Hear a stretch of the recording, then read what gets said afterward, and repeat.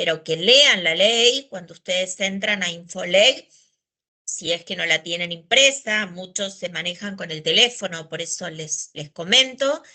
Si entran a Infoleg, tienen que entrar a la versión actualizada de la norma, ¿sí? Porque existieron muchas reformas que seguramente la deben de haber visto en esta y en otras materias.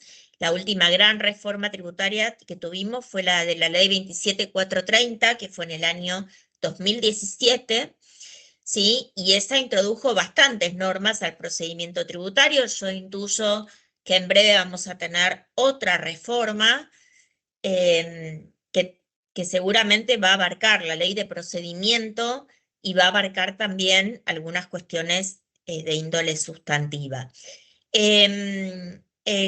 Como todo lo que se maneja en el ámbito tributario, la característica de este derecho, y sobre todo ustedes que seguramente se van a dedicar al asesoramiento de distintos contribuyentes, lo que tiene el derecho tributario es que se actualiza permanentemente todos los días. O sea, básicamente todos los días uno tiene que estar al tanto del boletín oficial, sea en una versión más reducida o en una versión más completa. Ustedes con la práctica se van a ir dando cuenta qué partes del boletín oficial tienen que leer, porque obviamente uno no puede leer absolutamente todas las resoluciones, disposiciones que salen en el boletín diariamente, pero sí las que le competen a su profesión, que básicamente van a ser las leyes impositivas, los decretos reglamentarios, las resoluciones generales de ARCA y algunas cuestiones complementarias que tienen que ver con, esperen que voy a silenciar mi celular, que tienen que ver con algunos organismos que están directamente vinculados con la Agencia de Recaudación y Control Aduanero, como ser el Ministerio de Economía o la Secretaría de Ingresos Públicos o las cuestiones que se dictan, por ejemplo, en lo que se refiere a los saberes mínimos jubilatorios y otros tipos de remuneraciones a distintos personales que están vinculadas, las resoluciones de ANSES, que están vinculadas con el trabajo de la Dirección General Impositiva. Bueno, entonces, buscar la versión siempre actualizada, y lo que les recomiendo es que lean la ley, ¿sí? Ustedes están acostumbrados a leer leyes porque tienen que hacerlo sobre todo en las cuestiones básicas del impuesto al valor agregado, del impuesto a las ganancias, sobre ingresos brutos, y tienen que acostumbrarse a leer la ley. Yo les sugiero que en el tema de procedimiento también lean la ley, que no se basen exclusivamente en los PowerPoint, ¿sí? Porque bueno, eso es simplemente un material que les sirve a ustedes para darle como una especie de cierre a lo que ya han estudiado, pero no tiene absolutamente todo, ni todo lo que tienen que saber, sino solamente los títulos o un ordenamiento, ni tampoco tiene todo lo que les van a tomar en el examen, ¿sí? Bueno, entonces, sin seguir con preámbulos, vamos a hacer un paneo general de lo que vamos a ver, y después vamos a ir en todo caso o mezclado en el medio de la explicación a leer puntualmente algunos artículos que puedan resultar más complejos que otros. Les hago una aclaración: nosotros entre los temas que vamos a ver domicilio fiscal, y van a ver que en el material, en el PowerPoint, yo voy a tratar, si no lo hace Miguel, de hacerlo yo, que en muchas oportunidades cuando les mencionan la resolución general 2109, esto anótenlo, esta resolución general fue derogada y fue reemplazada por la resolución general 5809. Sustancialmente tiene las mismas cosas, lo que pasa es que con la nueva política, con el Poder Ejecutivo, con el oficialismo que está vigente hoy, cambió bastante el paradigma en cuanto a la relación fisco-contribuyente. Entonces, la intención permanente del Poder Ejecutivo, y ustedes lo habrán visto o por las distintas normas si tuvieron oportunidad de leerlas, o por las noticias si las escucharon, que lo que tiende es a, bueno, que prevalezca una especie de presunción de inocencia respecto de los contribuyentes que se presume que antes eran perseguidos, sea por las leyes, por las resoluciones o por la misma Agencia de Recaudación y Control Aduanero, simplificarles también los trámites y hacer que determinadas cuestiones que se materializaban como inconsistencias y quizás aplicaban sanciones que se las denominaba como sanciones anómalas, como ser la cancelación de quit. Hace poco salió una resolución general que lo que hace es eliminar uno de los supuestos que se establecían para cancelar el quit de un contribuyente, que era básicamente no responder a los requerimientos o a las fiscalizaciones efectuadas en forma electrónica. De la misma manera, esta resolución general, que es la 5809 y que la van a tener que reemplazar en los PowerPoint, quizás tienen que, no sé si leer la resolución, pero sí, no importa básicamente el artículo de la resolución. En esencia tiene más o menos las mismas cosas que la 2109, lo que pasa es que tiende a esta política que yo les estoy mencionando de simplificar los trámites que tienen que hacer los contribuyentes en cualquier aspecto relacionado con este vínculo contribuyente-fisco nacional, ¿sí? Bueno, el primer artículo que vamos a ver, los dos en realidad están muy relacionados, pero el primer artículo es el artículo número 1 de la ley 11.683, se refiere a la interpretación de la ley. A la interpretación de la ley. Lo primero que tenemos que tener en cuenta que las normas, ustedes saben que son legisladas por el Poder Legislativo, que son ejecutadas, ¿sí? Y también está el mensaje de elevación al Poder Legislativo, pero que son ejecutadas básicamente por el poder que lleva su nombre, el Ejecutivo, pero también tienen que ser interpretadas, sea por los jueces en el ámbito del Poder Judicial o incluso con lo que se llama jueces administrativos, que ustedes seguramente lo van a ver cuando vean el artículo, cuando vean una parte, si es que no la vieron ya, del decreto reglamentario. ¿Vieron ya la definición de juez administrativo? ¿O no la vieron? Me parece que no. ¿No? Creo que no. Bueno, quizás lo vean entonces cuando vean determinación de oficio, ¿sí? El juez administrativo es justamente el que tiene la posibilidad de tomar ciertas decisiones dentro del ámbito de la administración, ¿sí? O sea, dentro del ámbito de la Agencia de Recaudación y Control Aduanero. Tanto el juez administrativo como todos sus colaboradores, al momento de decidir la situación de un contribuyente, tienen que interpretar las normas dictadas por el administrador federal. En realidad ya no es más administrador federal, a partir del decreto 953 es el director ejecutivo, que es el que tiene a cargo la agencia en su totalidad, y fundamentalmente los jueces. Ustedes saben que toda actividad administrativa, tiene dicho la Corte, que el Poder Ejecutivo puede resolver, puede decidir, puede tomar determinadas decisiones que produzcan efectos jurídicos a los contribuyentes o a la administración en general, porque la Agencia de Recaudación y Control Aduanero no es el único organismo del Estado, ni mucho menos.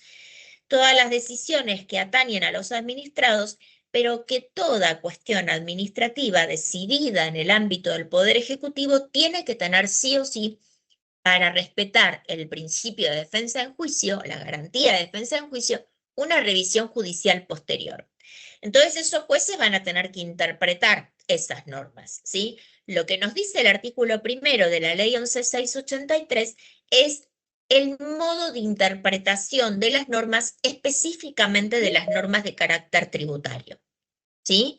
Lo primero que tenemos que tener en cuenta es que las normas tributarias no dejan de ser normas jurídicas, con lo cual les corresponden todos los métodos de interpretación de la ley, que ustedes los tienen básicamente todas. Hay dos que faltan, pero los tienen en una de las filminas, ¿sí? Es decir, que cualquiera de los métodos de interpretación para las distintas normas jurídicas de cualquier índole, no solamente las tributarias, sirven para las normas tributarias. Por esto, porque las normas tributarias no dejan de ser normas jurídicas de carácter general. El único método de interpretación que no es aplicable al derecho tributario y al derecho penal, que nosotros lo vamos a ver más adelante, también van a tener una clase de penal conmigo, es el principio de analogía. El principio de analogía hace una suerte como de relleno de la norma, ¿sí? Aplicando determinadas cuestiones que están quizás en principios generales del derecho o en otras normas complementarias, llenando una especie de vacío legislativo que puede existir en la norma. Esta cuestión de analogía, por el principio de reserva de ley, que es el principio que dice que las leyes solamente pueden ser dictadas por el poder legislativo, ¿sí? Las resoluciones generales que reglamentan esas leyes la va a dictar el poder ejecutivo, pero la sanción de la ley propiamente dicha solamente puede ser dictada por el poder legislativo y la reglamentación que haga el poder ejecutivo no puede apartarse de esa ley, ¿sí? Por el principio de subsidiariedad de las leyes, que por arriba está la Constitución Nacional, después las leyes y después las resoluciones generales. Entonces, por ese principio de reserva de ley, nunca en la forma de interpretar las normas tributarias, el juez administrativo, el integrante del Poder Judicial, el juez del Poder Judicial o incluso aquellos que colaboren en esas tareas, ninguno puede utilizar la analogía ni en el ámbito del derecho tributario ni en el ámbito del derecho penal, ¿sí? Pero después, todos los métodos de interpretación van a servir para las normas tributarias. Pero hay un método de interpretación particular, que es el que surge del artículo primero de la 11.683, y lo que dice es que para la interpretación de estas normas se tiene que atender al fin de las mismas y a su significación económica. ¿Y qué quiere decir con el tema de significación económica? Lo que está diciendo es que por su naturaleza estas normas tributarias tienen un contenido económico, ¿sí? Los tributos tienen un contenido económico. Entonces, al margen de todos los otros métodos de interpretación que ahora los vamos a mencionar, el método de interpretación del artículo primero tiene que ver justamente con la significación económica, es decir, con eso que caracteriza esas normas tributarias, ¿sí? Y dice que la primera forma de interpretarlas es justamente atendiendo a su finalidad y a su significación económica, y que solamente, fíjense, subsidiariamente, en el caso de que no se pueda atender a dicha interpretación, a dicha forma, se va a recurrir a las del derecho privado, ¿sí? Es decir, como que las normas o los conceptos o los términos del derecho privado se aplican solamente en el caso de que de primera o de antemano no podamos atender a su significación económica o a su finalidad, ¿sí? Como les decía, la ley 27430, que fue la última reforma del año 2017, lo que hizo fue agregar a este artículo, en línea con esto que les vengo diciendo, de una mejor relación entre el fisco y el contribuyente, o entre el ciudadano, como se lo llama ahora, lo que hizo fue determinar que en el trato con los contribuyentes siempre se va a atender a que sean los que tengan la misma situación fiscal que los caracteriza, sean tratados de igual forma. Es decir, que no haya distinciones cuando las cuestiones de hecho y de derecho de distintos contribuyentes entre sí sean semejantes. Entonces, para eso lo que tiene que haber es una publicidad respecto de cuáles son estas cuestiones de interpretación y de aplicación de las normas tributarias por parte de la Agencia de Recaudación y Control Aduanero, ¿sí?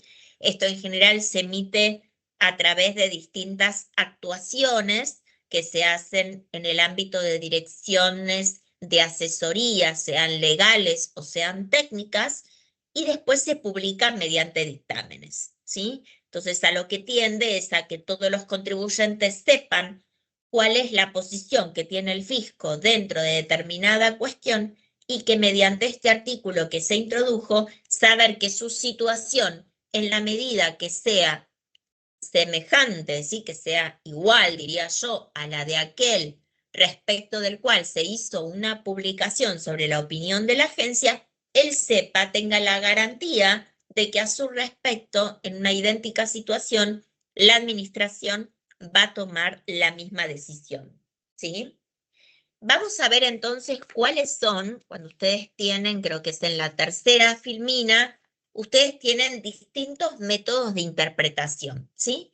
Dice interpretación de la norma tributaria, pero en realidad es como yo les decía, la Profe, interpretación de las normas. disculpe, ¿Sí? ¿qué está mostrando algo? Porque yo la verdad la veo a usted, no veo ninguna...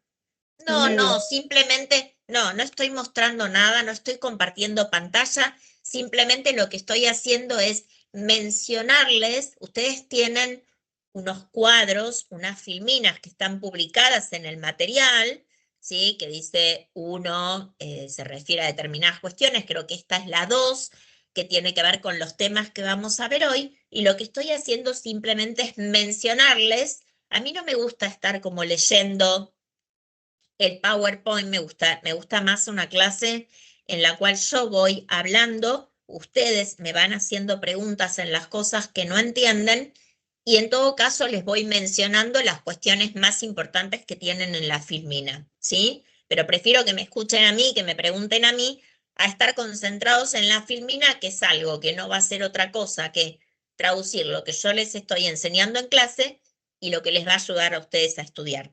¿Sí? ¿Quedó claro? Sí, sí. Perfecto. Bueno, entonces, en esas filminas que ustedes tienen, donde parte de esto de la interpretación, en la tercera filmina dice interpretación de la norma tributaria, pero quiero que les quede esto como concepto claro. La norma tributaria es una norma jurídica, o sea, es una norma como todas las otras normas de todo tipo, ¿sí? Las normas penales, las normas civiles, es una norma jurídica. Con lo cual, para estas normas tributarias rigen todos los métodos de interpretación, que ahora vamos a ver que están en esa tercera filmina, pero como les decía, menos el método analógico, ¿sí? Porque no se puede por el principio de reserva de ley. Y fundamentalmente rige este artículo primero, que es el que hablábamos de la significación económica, ¿sí? Pero es importante esto que les menciono, o sea, si bien específicamente para estas normas tributarias se tiene que apelar a esta significación económica por el carácter económico que tienen estas normas, ¿sí? Porque están vinculadas sí o sí por cuestiones económicas, cuestiones que tienen que ver con los tributos, no dejan de aplicarse el resto de los métodos de interpretación de las normas jurídicas en general, ¿sí? Y justamente por esta cuestión, porque tienen una significación económica que es importante, es por la que a veces se tiene que recurrir a especialistas en la materia, ¿sí? Porque tiene términos, tienen cuestiones de carácter muy específico, ¿sí? Que aquel que no está de alguna manera interiorizado, sea laboralmente o académicamente con estas, puede llegar hacerles de difícil interpretación, ¿sí? De poder llegar a una conclusión respecto de lo que significan. Los otros métodos que ustedes tienen ahí, y que ya les digo, dice interpretación de la norma tributaria, pero son para todas las demás normas jurídicas, son el literal. El principio literal tiene que ver con que, y esto es una doctrina de la Corte Suprema de Justicia de la Nación, que lo primero que tenemos que ver siempre en una norma jurídica es lo que dice la ley, es decir, lo que está escrito, ¿sí? Ese es el primer, eso es lo que la Corte ya tiene dicho, que es el primer método de interpretación de la ley. O sea, tengo que recurrir a lo que específicamente está escrito.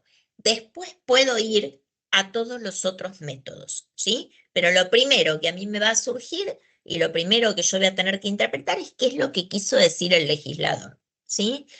Después, otro de los métodos que tienen es el método teleológico.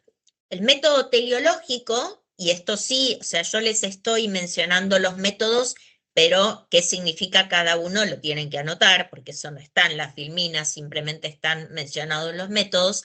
El método teleológico tiene que ver con la voluntad de la ley, ¿sí? Es decir, cuál es el objetivo, ¿sí? O el objeto que tiene esa ley al dictarse. Sería como el para qué se dictó, ¿sí? Ahora, esa voluntad de la ley es independiente de la voluntad del legislador. Ustedes van a ver que muchos, si tienen la oportunidad, que seguramente la tienen y la van a tener que utilizar en la profesión, de leer jurisprudencia o incluso en los artículos de doctrina, van a ver, bueno, en el debate parlamentario lo que dijo el señor legislador tal o lo que dijo el señor diputado tal, bueno, si bien esas discusiones que se producen en el recinto pueden llegar a darnos algún tipo de orientación respecto de por qué se sancionó, la voluntad, este método teleológico o la voluntad de la ley es independiente de lo que dijeron los legisladores, porque se pudo, o los diputados, porque se pudo haber dicho un montón de cosas en el recinto, pero lo que importa en definitiva es lo que se terminó plasmando en la ley, ¿sí? Otro de los métodos de interpretación de la ley es el funcional, es decir, la finalidad. ¿Con qué finalidad se dictó esa norma? ¿Sí? Si es la finalidad de un impuesto, bueno, con el fin de gravar determinadas cuestiones que saben que tienen que ver con los ingresos, ¿sí? O con los consumos o con la posesión de determinados bienes, ¿sí? Entonces, ¿con qué finalidad? Si es la 11.683, la finalidad que tuvo al dictarse esta norma fue justamente dejar sentado digamos, la naturaleza que tienen determinados conceptos, tanto en la parte sustantiva, ¿sí? Es decir, en la parte que tiene que ver con la definición de determinados conceptos que hacen a la relación fisco-contribuyente, y también normas procedimentales, es decir, los procedimientos, ya sea de parte del fisco para determinar de oficio la materia imponible, para los recursos que pueden presentarse contra esa determinación, y también en su momento para quienes tengan que resolver ese control de la actividad administrativa, ¿sí? Pero ese habría sido la finalidad de la ley 11.683, regular tanto la parte sustantiva de esta relación como la parte procedimental. Otro de los métodos que ustedes tienen es el histórico. El método histórico de interpretación de una norma jurídica tiene que ver con el contexto. De hecho, muchas veces vamos a ver que las reformas legislativas justamente lo que tienen en cuenta es que el contexto donde se dictó determinada ley, que puede ser la predecesora, ¿sí?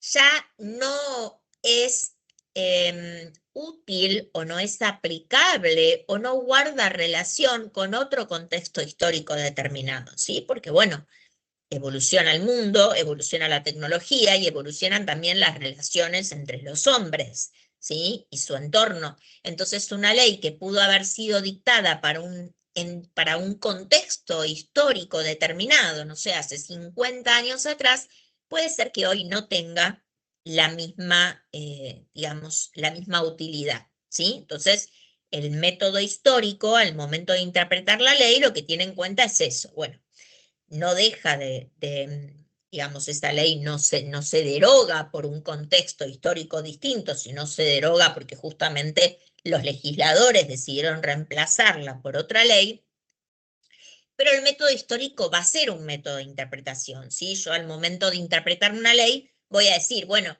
sí, pero tengo que tener en cuenta que esto se hizo cuando estaba Por ejemplo, cuando nosotros veamos, para ponerles un ejemplo cualquiera, cuando nosotros veamos la ley penal tributaria, la simulación de pago, vamos a ver que en realidad ese artículo tuvo que ver con otro contexto histórico, cuando se sellaban los documentos en el banco para acreditar que una obligación tributaria sea pagada. Hoy, la aplicación que hacemos de ese artículo está relacionada con todos los métodos informáticos por medio de los cuales se cancelan las obligaciones, ¿sí? Y que no tienen que ver con ir justamente al banco a sellar, porque eso ya no existe más.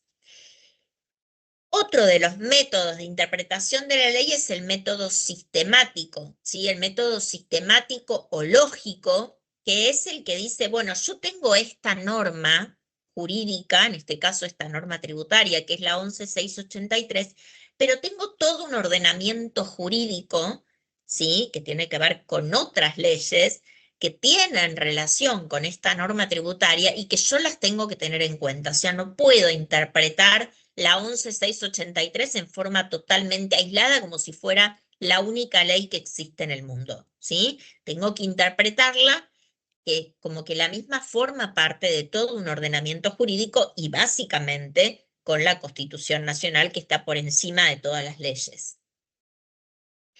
Y el método evolutivo, que tiene alguna relación con este método histórico que estamos hablando, justamente tiene relación con estos cambios que pueden darse en determinadas situaciones, en la coexistencia social y económica, ¿sí? Entonces, bueno, tener en cuenta este método evolutivo en el sentido de decir, bueno, hay cosas que han cambiado, hay cosas que hoy no tienen el mismo significado, o que podría verse esta ley interpretada de tal o cual manera en función de cómo ha evolucionado, sean las normas tributarias o las normas del ordenamiento jurídico en general.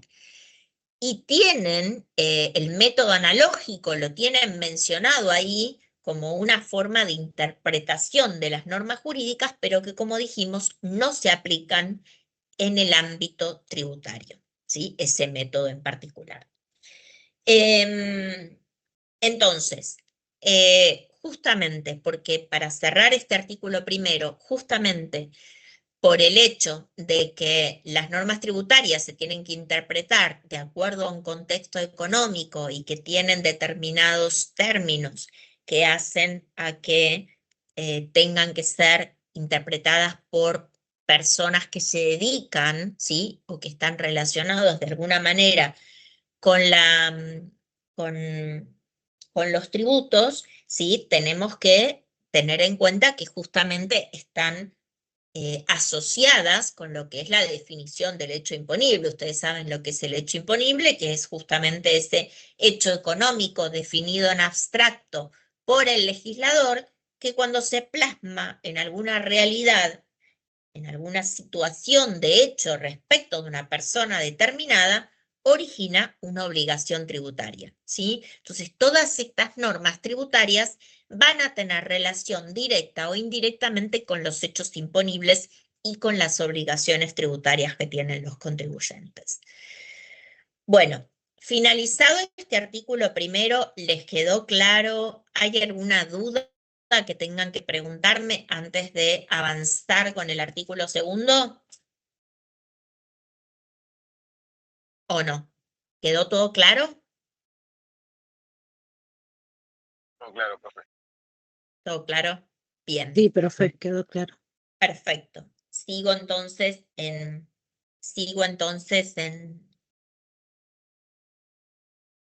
lo que se refiere al artículo segundo. El artículo segundo habla de lo que se llama realidad económica, ¿sí? La realidad económica no es un método de interpretación como los que mencionaban en el artículo primero, ¿sí?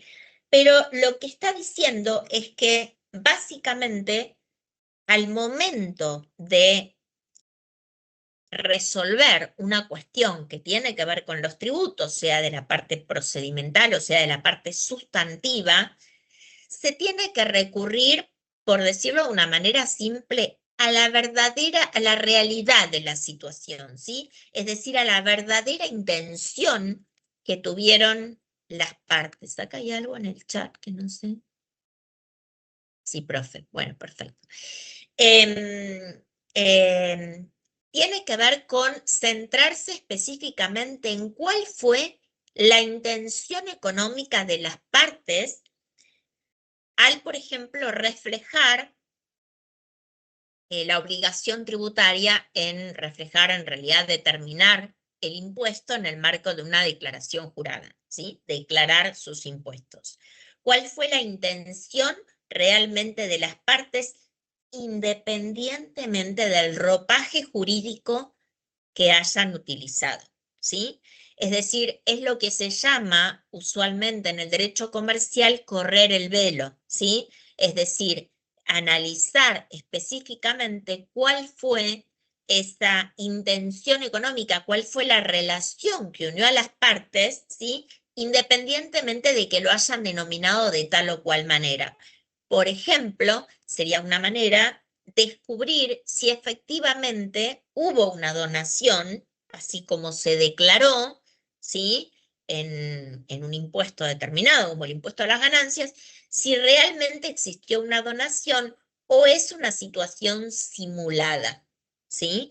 Porque lo que hace el fisco, no solo el fisco, porque la Corte Suprema tiene dicho que el principio de realidad económica en un comienzo, cuando esto se utilizaba hace muchos años atrás, hasta que llegó una doctrina importante de corte, se entendía como que la cuestión, el principio de realidad económica, era una cuestión solamente aplicable al fisco, es decir, una cuestión pro fisco, que favorecía específicamente al organismo fiscal.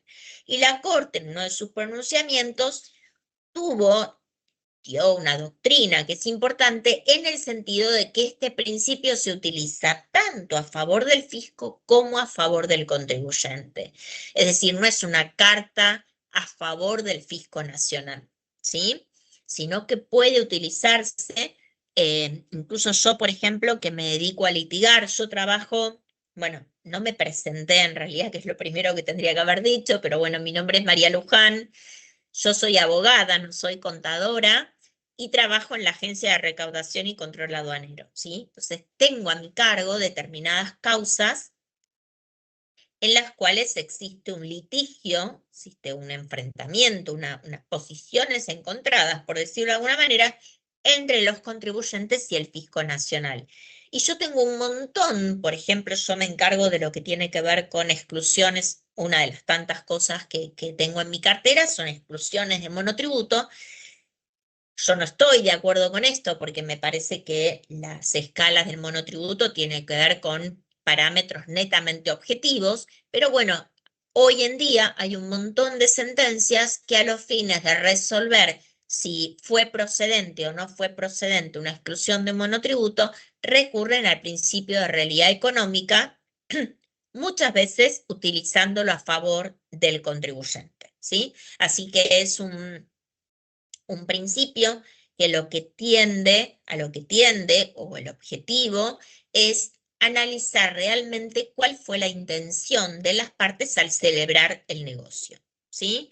Es decir, que lo que hace es prescindir de la denominación que se le hizo para descubrir cuál es la verdadera identidad.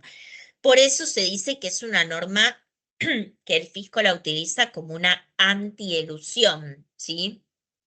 La elusión, si bien siempre se caracteriza con una cuestión legal, a diferencia de la evasión, como nosotros vamos a ver que es una cuestión ilegal, la cuestión relacionada con la elusión es legal, o sea, utiliza una forma jurídica que está prevista legislativamente, o sea, que se encuentra en las normas de carácter tributario, pero puede ser que lo que haga es utilizar una forma jurídica que no refleje su voluntad, ¿sí? En el contrato, y por ende lo que hace el fisco es, al correr este velo o al descubrir la verdadera naturaleza del negocio, independientemente del nombre que le dieron, es evitar una posible elusión fiscal, es decir, la utilización de una forma jurídica que disminuya su obligación a ingresar, ¿sí? su determinación del impuesto, su determinación tributaria. Ahora bien, otra doctrina importante que tiene la Corte en este punto es el hecho de que no se puede obligar a una persona a que tribute el máximo impuesto que tiene que tributar, sino específicamente aquello que está establecido en la ley, pero si existe alguna alternativa, que es lo que se denomina en general planificación fiscal, si existe alguna alternativa para el contribuyente que sea menos gravosa dentro de la ley, tiene toda la libertad de elegirla, ¿sí? Es decir, que si yo encontraría distintas, si es que las hay, por supuesto, distintas alternativas para reflejar mis tributos, puedo elegir aquella que me redunde en una menor obligación tributaria, pero siempre que sea el fiel reflejo de mi actividad económica, ¿sí? Y que no sea una forma que sea contraria a la ley, ¿sí? Este es el principio de realidad económica, es decir, prescindir de las formas jurídicas.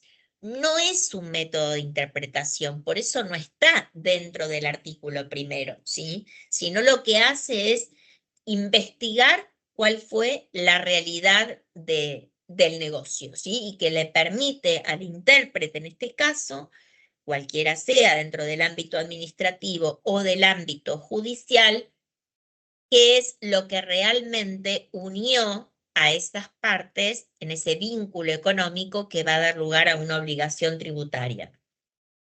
Esto tiene que ver básicamente con el descubrimiento de la verdad objetiva. El derecho administrativo, el derecho tributario, que es una forma de derecho administrativo en realidad, el derecho tributario y el derecho administrativo lo que tienden es al principio de la verdad material, ¿sí? O de la verdad objetiva. Esto quiere decir qué es lo que realmente, o sea, a diferencia de, por ejemplo, el derecho civil, ¿sí? Donde justamente lo que se busca tiene que ver con cuál fue la intención de cada una de las partes. Acá es como si existiera un norte, ¿sí? Que es descubrir en esencia la verdad de lo que sucedió.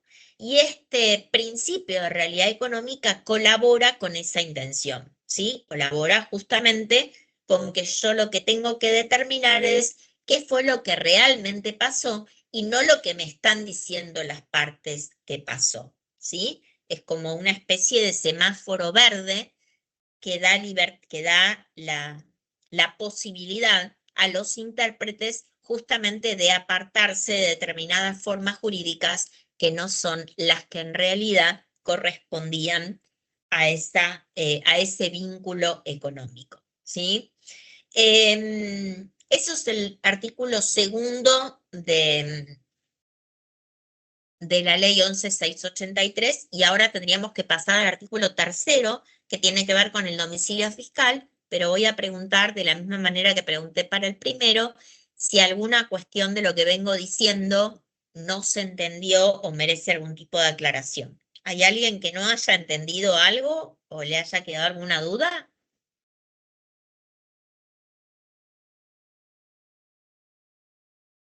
¿Todo perfecto? Profe, un ejemplo ¿Un ejemplo de qué?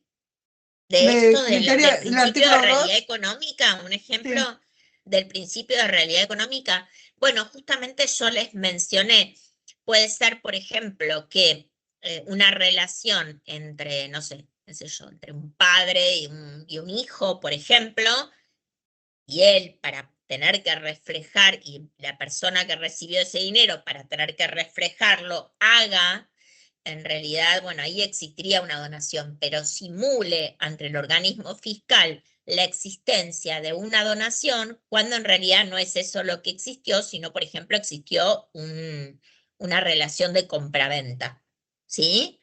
¿Está? Entonces, en ese sentido, yo estoy reflejando una situación que no me daría un impuesto a pagar, ¿sí?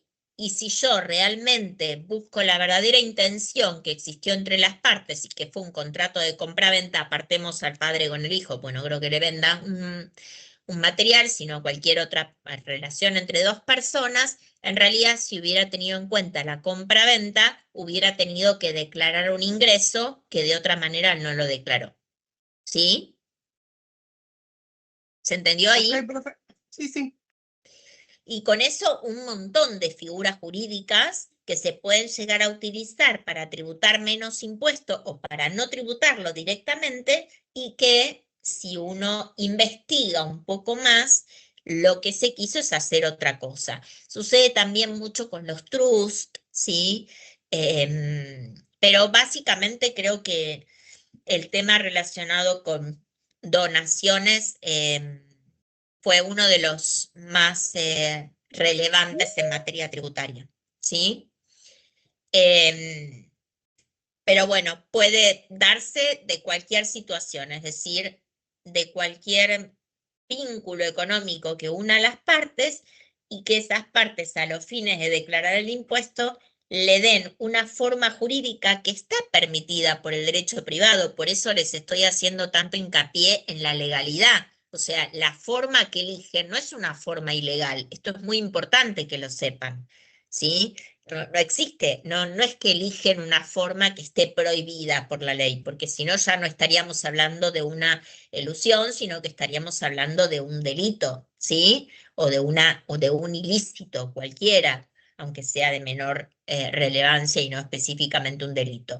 Entonces, no es una forma que eligen que sea ilegal, siempre va a ser dentro del marco de la legalidad, ¿sí? O por lo menos a eso apunta el principio de realidad económica. Eso no significa que no puedan realmente elegir una figura que no esté prevista en la ley, pero bueno, a lo que tiende este artículo es a que de la forma jurídica existente en el derecho tributario o en el derecho privado, eligieron una que en realidad no se refleja con el verdadero vínculo económico que une a las partes. ¿Sí? Vamos a empezar entonces con el artículo 3º, que es el domicilio, lo que regula el domicilio fiscal.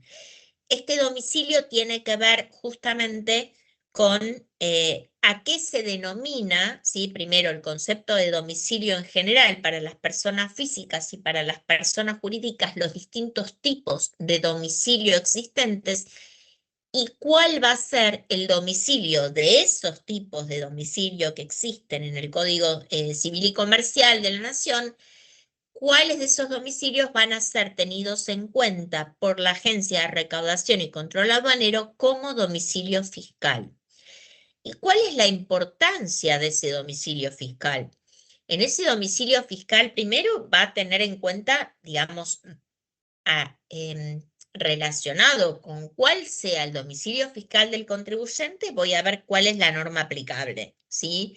Va a ser el lugar donde el fisco le va a notificar al contribuyente todas las cuestiones que tenga que notificarle, sea requerimiento, independientemente del domicilio fiscal electrónico que lo vamos a ver, las cuestiones en soporte papel, ¿sí? Los requerimientos, las determinaciones de oficio, las liquidaciones de impuestos, las denegatorias o no de una exención o lo que sea, se va a notificar en el domicilio fiscal.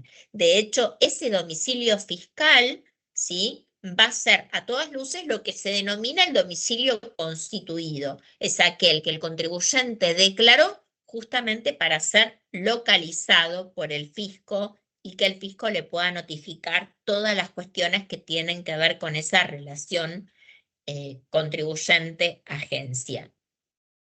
Otra cuestión que va a ser importante a los efectos del domicilio fiscal tiene que ver con qué es el domicilio donde el contribuyente tiene que cumplir con todas sus obligaciones, ¿sí? Fíjense que cuando ustedes tienen que resolver cualquier cuestión con la agencia que no se pueda resolver a través de la página web, hoy realmente, o hace ya unos años a esta parte, se tiende a simplificar todas las gestiones del contribuyente, por ende se tiende a que todas puedan realizarse de forma informática, accediendo con la clave fiscal en alguno de los niveles que tiene clave fiscal, porque depende de los niveles que tenga esa clave fiscal, hay determinadas gestiones que se necesita nivel 3, nivel 2, nivel 1 de la clave fiscal para ingresar y poder hacer los trámites. Si bien se simplificó todo esto, muchas veces el contribuyente tiene que recurrir a una agencia determinada. Ustedes vieron que la Agencia de Recaudación y Control Aduanero se divide en determinadas jurisdicciones, sea jurisdicciones dentro del país, jurisdicciones en el conurbano de la provincia de Buenos Aires o del área metropolitana de la ciudad. Entonces, el domicilio fiscal también va a tener relación con cuál es la agencia o cuál es el área de la Agencia de Recaudación Aduanero, ¿sí? Donde yo me tengo que dirigir eventualmente para hacer cualquier tipo de trámite, ¿sí? Entonces, todas, y también va a tener que ver con la competencia del juez administrativo que tiene que decidir, ¿sí? Este juez administrativo que mencionamos al principio de la clase, que es el que va a resolver cuestiones que atañen a ese vínculo contribuyente-agencia, sea si le va a otorgar o no una exención, si le va a hacer o no una determinación de oficio, si le va a aplicar o no una sanción, si le va o no pedir documentación a través de un requerimiento.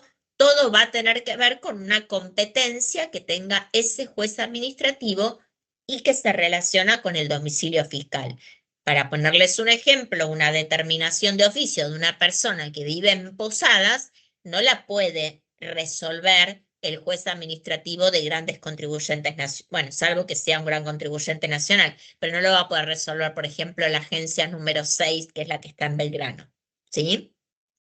Sino el juez administrativo vinculado con la agencia que tiene todo este entorno jurisdiccional y entre los cuales estará la ciudad de Posadas, ¿sí? Y lo último, este domicilio fiscal también va a estar relacionado con el lugar donde el fisco realiza las inspecciones, ¿sí? Justamente cuando uno entra a sistemas tributarios consultando por quit las características de un contribuyente, entre tantas características que va a tener, como su número de quit, como la fecha de constitución si fue una sociedad o la fecha de nacimiento si es una persona física, los impuestos en los que se encuentra inscripto, los impuestos en los cuales se encuentra exento, va a tener justamente el domicilio fiscal que puede o no coincidir con el domicilio real, ¿sí? Entonces, vamos a ver cuáles son esos tipos de domicilio en el Código Civil y Comercial. Para las personas físicas, el domicilio que tenemos en el Código Civil es el domicilio real. Ese domicilio real que está regulado en el artículo 73 del Código Civil y Comercial tiene que ver con cuál, digamos, con en qué lugar la persona tiene su residencia habitual, ¿sí? Es decir, en qué lugar desarrolla sus actividades, tiene su contexto, su familia, sus intereses primarios, ¿sí? Porque estamos hablando de una persona física, ¿sí? Cuando hablamos de una persona jurídica, estamos hablando básicamente de un domicilio legal, ¿sí? En las personas físicas el domicilio legal tiene muchas veces es idéntico al domicilio real, a este lugar donde justamente están sus intereses personales, ¿sí? Y en las personas jurídicas, esto está definido en el artículo 152 del Código Civil, el domicilio legal es el domicilio que está en el estatuto, ¿sí? En el estatuto que da origen a esa persona jurídica. Y si se cambia el domicilio, tiene que modificarse el estatuto, ¿sí? El domicilio legal, o sea, nosotros hasta ahora vimos domicilio real en el caso de las personas físicas y el domicilio legal, cómo se define en el caso de las personas jurídicas. Pero tienen que tener presente que siempre que yo estoy hablando de domicilio legal, estoy hablando de un domicilio que está fijado en la ley, ¿sí? El domicilio legal, solo la ley lo presume como tal, ¿sí? Entonces, para las personas físicas, que no viene al caso que los detallemos enumerándolos específicamente, pero por ejemplo, va a determinar la ley dónde se encuentra el domicilio legal, por ejemplo, de los funcionarios, ¿sí? De los funcionarios públicos, ¿sí? Entonces, para determinadas personas, que no son todas, ¿sí? Determinados sujetos, va a establecer cuál es el domicilio legal. Y respecto de las personas jurídicas, como les mencionaba hace un rato, va a decir que es el domicilio que figura en el estatuto que dio origen o en el que fue modificado con posterioridad de la persona jurídica, ¿sí?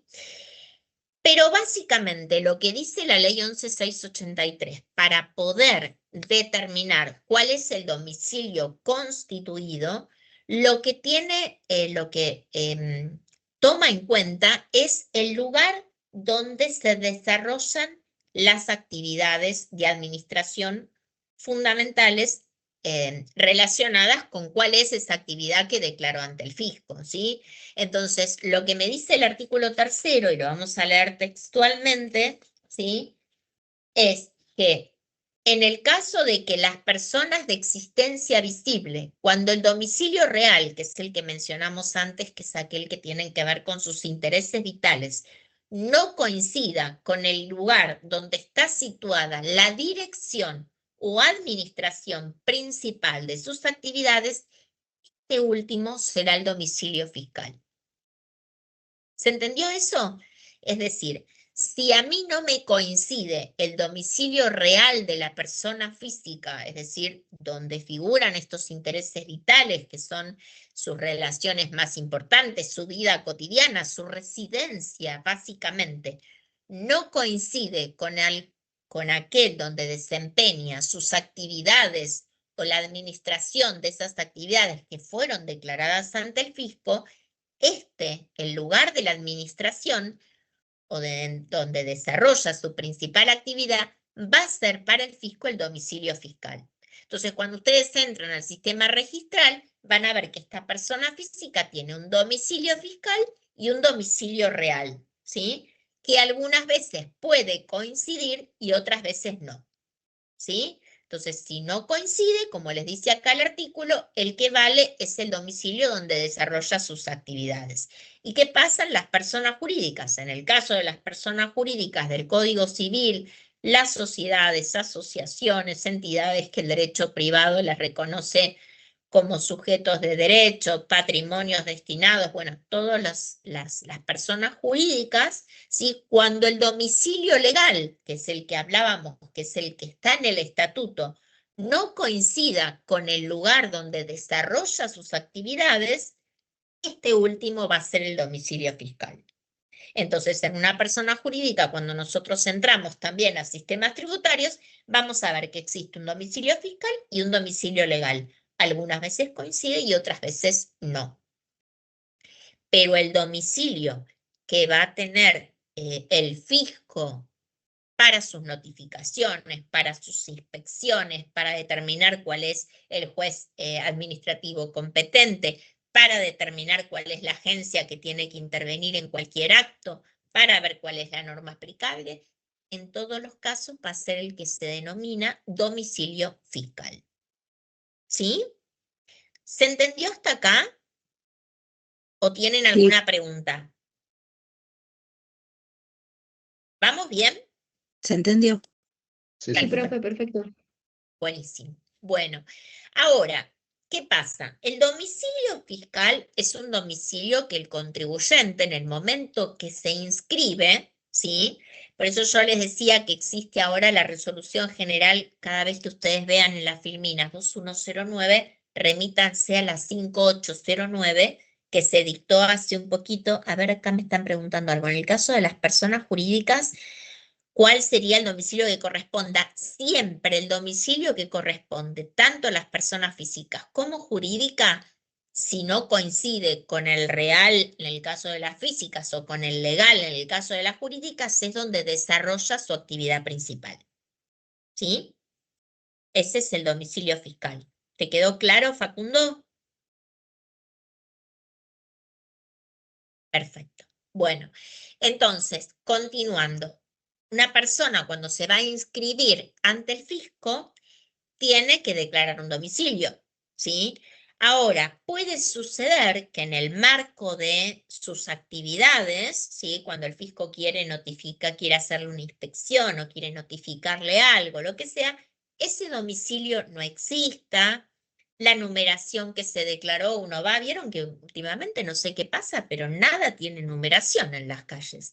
Uno busca una chapa y parece que ya no existen las chapas de identificación de domicilio.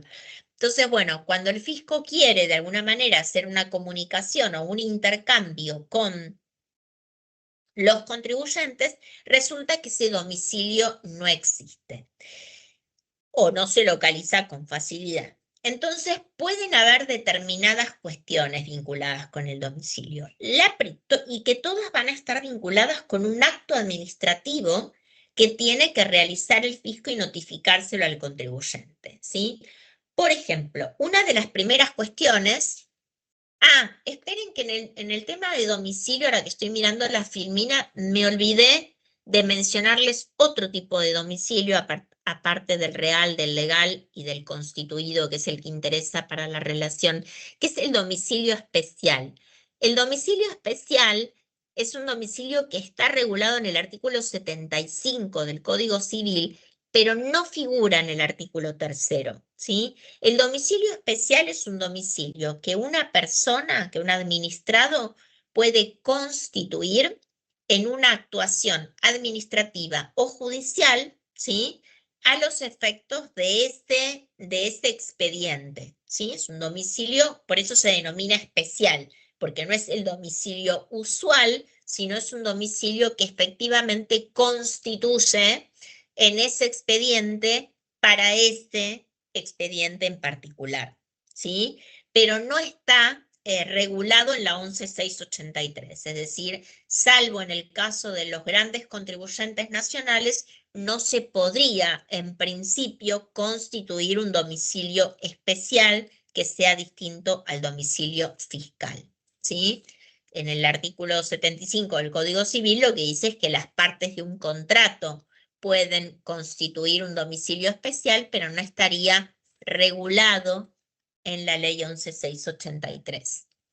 Profe, Bien, sí, una consulta, porque yo justo iba a preguntar sobre el especial, porque cuando rendí este derecho crediticio habíamos visto que cuando se hacen los concursos, que podías hacer el especial cuando no coincidan los domicilios, pero claro, es solo así, en un caso especial, no es si no coincide con el fisco, ahí no se hace no. especial. Es Ok, especialmente para ese contrato o para esa relación que los une en ese momento a través de un expediente determinado. Pero los ok. únicos que pueden fijar un domicilio especial dentro de la jurisdicción de grandes contribuyentes nacionales son justamente los que pertenecen al universo de grandes contribuyentes nacionales. Y otra cuestión que estoy viendo también, que tienen en las filminas para que no se encuentren con nada que no leyeron, es el domicilio fiscal de las personas que están domiciliadas en el exterior. Ustedes ahí van a tener un cuadro que va como descartando determinados supuestos a los fines de poder concluir cuál sería el domicilio acá en la República Argentina de aquellas personas que tienen su domicilio en el exterior. Entonces, lo primero que van a analizar es si tiene o no un establecimiento permanente en Argentina, ¿sí? Vieron que el establecimiento permanente está regulado básicamente en el impuesto a las ganancias.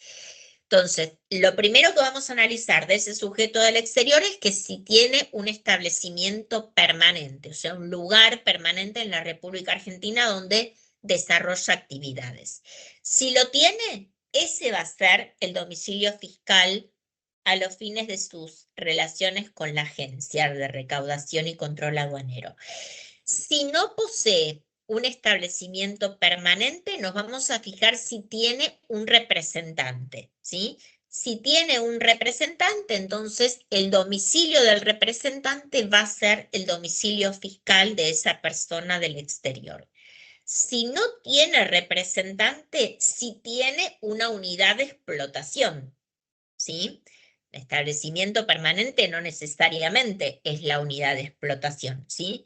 Entonces, si tiene una unidad de explotación, es decir, un lugar donde desarrolle sus actividades, pero que no sea de carácter permanente, ¿sí? Y entonces, en ese caso, es esa unidad de explotación. Si tampoco tiene unidad de explotación, es el último donde fijó residencia en la Argentina, aquel último donde se lo pudo ubicar en la República Argentina, ¿sí? Es decir, voy sacando de esos, voy diciendo si tiene tal cosa, si no tiene tal cosa, hasta llegar a la última de las posibilidades contempladas, que es, bueno, cuál fue su última residencia en la Argentina, porque evidentemente algo tuvo que hacer en la Argentina para que sea un contribuyente domiciliado en el exterior, pero que sea responsable de determinados impuestos, ¿sí? Bien. Lo que estábamos diciendo antes de que me aparte por este tema de el domicilio especial y el domicilio de las personas del exterior, es que cuando un contribuyente se va a inscribir ante el fisco, sea persona física o persona jurídica, tiene que declarar un domicilio, que en principio va a ser ese domicilio el fiscal, ¿sí? Adjuntando pruebas de eso. Ahora, puede suceder que el fisco conozca un domicilio alternativo, ¿sí? Es decir, esperen que se me fue la pantalla. Exista un domicilio alternativo, es decir, que el fisco conozca que además de ese domicilio fiscal que el contribuyente declaró en el momento de su inscripción, existe un domicilio que es alternativo. ¿En qué casos va a existir ese domicilio alternativo por parte del fisco? Por ejemplo, si no se denunció en este caso que está regido en el artículo 5º de esa resolución que yo les mencioné, ¿sí? Es que dice cuando no se denuncia un domicilio, pero en realidad siempre el contribuyente al inscribirse tiene que denunciar un domicilio. Para mí sería más el caso de que ese domicilio que fue denunciado sea inexistente. Es decir, el contribuyente se inscribió y dijo, yo vivo en Viamonte 655, y cuando el fisco fue con la intención de fiscalizarlo, Viamonte 655, se dio cuenta que la calle Viamonte iba solamente del 100 al 500 y que el 655 no existía, o por lo menos que no existía la chapa que estaba denunciada, ¿sí? O cuando el domicilio, nosotros vimos el domicilio real y el domicilio legal para las personas físicas y jurídicas, y cuál era el donde desarrollaba realmente sus actividades, cuando el domicilio denunciado ante el fisco en el momento de inscribirse no coincide con alguno de esos tipos de domicilios que se prevén en el Código Civil y Comercial. Entonces, cuando el fisco conoce que existe un domicilio alternativo frente a estas circunstancias, puede declararlo mediante un acto administrativo, ¿sí? Entonces, los actos administrativos son los que reflejan en el ejercicio de las funciones administrativas una voluntad de la administración, en este caso de la administración fiscal, que produce determinados efectos jurídicos. Entonces va a dictar ese acto administrativo resolviendo cuál sería ese domicilio alternativo, ¿sí? ¿En qué otros casos se va a introducir el fisco para declarar un domicilio? Por ejemplo, podría ser que también a raíz de que ese domicilio que declaró el contribuyente no exista, por ejemplo, cuando se da que nosotros vamos a ver ahora en un ratito los distintos tipos de notificación, cuando el fisco manda determinadas cantidades de documentaciones a notificar por los distintos métodos que están regidos en el artículo 100, y las constancias vienen devueltas por correo o los funcionarios se dirigieron a ese domicilio y no lo encontraron. Entonces, ante determinadas circunstancias que están reguladas en esta resolución general, el fisco puede de alguna manera como impugnar ese domicilio, ¿sí? Y también tiene que hacerlo por medio de un acto administrativo. Siempre que el contribuyente quiera cambiar su domicilio fiscal, en realidad si lo quiera modificar porque se mudó, porque fue a otra parte, tiene que declararlo ante el fisco y lo tiene que hacer dentro de los 10 días de producido el cambio de domicilio, ¿sí? Las cuestiones, cuando nosotros veamos, creo que lo van a ver conmigo, los ilícitos, es decir, las sanciones, las multas que puede aplicar ARCA a los contribuyentes, vamos a ver que las cuestiones vinculadas, existen cuestiones simples, ilícitos simples que tienen unas multas más pequeñas e ilícitos más agravados, ¿sí? Es decir, determinados comportamientos antijurídicos del contribuyente relacionados con distintos temas que pueden dar lugar a la aplicación de una multa agravada. Las cuestiones relacionadas con el domicilio, como es el principal lugar para que el fisco lo pueda encontrar para distintas cuestiones como las que mencionamos, las cuestiones que tergiversen o que de alguna manera demuestren que se declaró no es el real, son pasibles de sanciones más agravadas, ¿sí? Entonces, cuando cuando la Agencia de Recaudación y Control Aduanero, habíamos dicho, localice un domicilio alternativo al fiscal, cuando el fiscal reviste ciertas características que no lo hacen confiable, lo tiene que hacer con acto administrativo. Y esta resolución general nueva también contempla la posibilidad de que el fisco pueda declarar también mediante acto administrativo otro domicilio fiscal, ¿sí? Y que de alguna manera el contribuyente lo que tiene que hacer frente a eso es manifestar frente a ese acto administrativo que se le notifica si eso que está declarando el fisco es realmente verdad o no, ¿sí? Y para eso va a tener que hacer una presentación y va a tener que declarar cuál es el domicilio y justamente confirmar o no la posición del fisco mediante ese acto administrativo. Esta última resolución general que les mencioné, que es la 5809, justamente tiende a simplificar, como casi todas las normas que se están dictando en el último tiempo, ese intercambio con el fisco.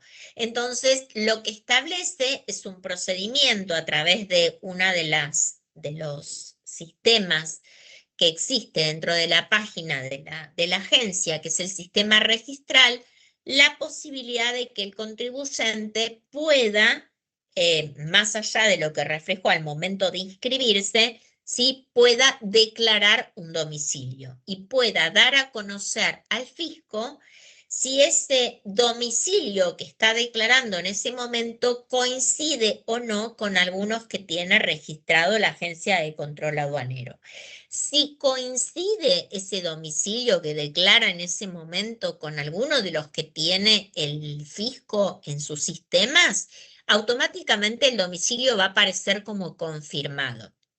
Ahora, si el domicilio que está declarando el contribuyente no coincide con los que tiene la administración, la leyenda que le va a salir en su presentación va a ser confirmado por internet o declarado por internet, creo que es declarado por internet. Entonces, ¿qué es lo que pasa? El fisco procede dentro de los 7 días posteriores a esa declaración a verificar ese domicilio nuevo declarado, ¿sí?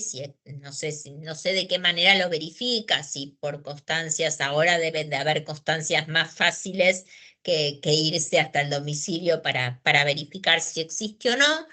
Verifica, si no advierte ningún tipo de irregularidad, le va a poner la leyenda de confirmado, va a reemplazar la leyenda original de declarado por internet por la de confirmado, y si le surgiere alguna duda o alguna inconsistencia respecto a este domicilio que está declarando el contribuyente, que está modificando el contribuyente, le va a pedir documentación respaldatoria, ¿sí? Y esa documentación respaldatoria la va a tener que realizar a través de la plataforma de presentaciones digitales, ¿sí? Acompañando toda la documentación que respalde de alguna manera ese cambio o esa modificación de domicilio que está realizando. ¿sí? ¿Se entendió? Las cuestiones vinculadas con este domicilio, con el cambio de domicilio, todas las resoluciones que el fisco haga, sea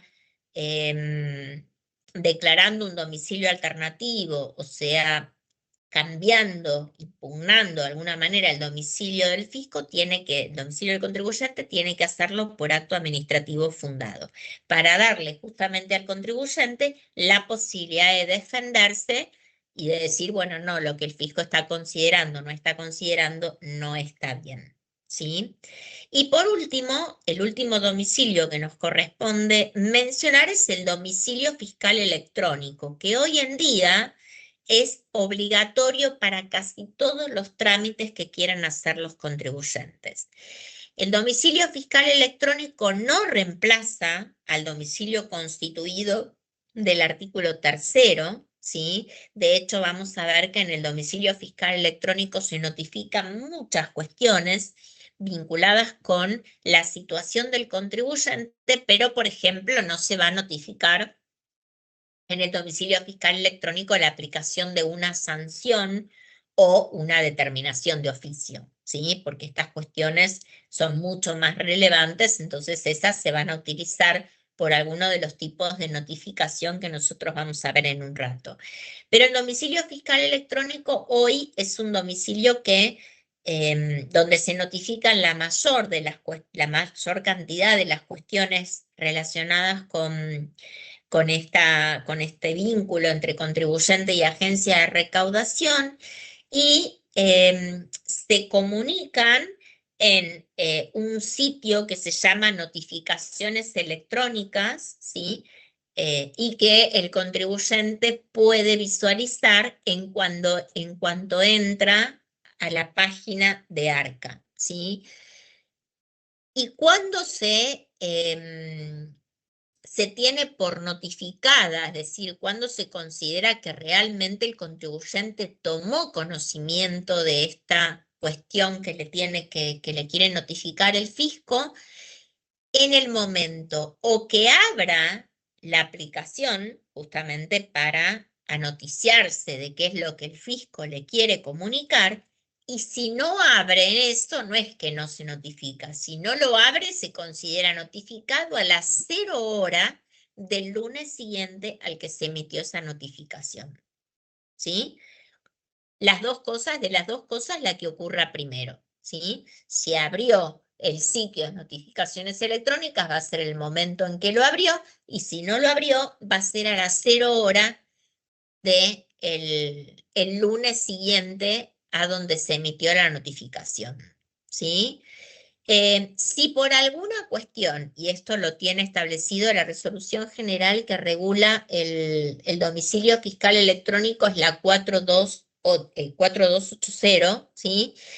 Esa resolución general establece también que en el caso de que hubiera algún tipo de inconveniente en la página, vieron que muchas veces los contadores, y si alguno de ustedes trabaja en un estudio, se habrán quejado de que no funciona la página, de que uno no puede entrar, de que uno no puede realizar. Bueno, si por algunas cuestiones se advierte que durante un lapso de más de 24 horas, que hace correr un día de notificación, básicamente no se pudo acceder a la página por alguna cuestión, entonces se modifica y se tiene por notificado también en el día hábil siguiente, ¿sí? Es decir, que se contempla las situaciones relacionadas con la falta de funcionamiento de la página. A ver si me estoy olvidando. Sí, la 4280 nos sustituye el domicilio fiscal a través de la página web. Todo esto está perfecto. Bueno, ese es el domicilio fiscal electrónico.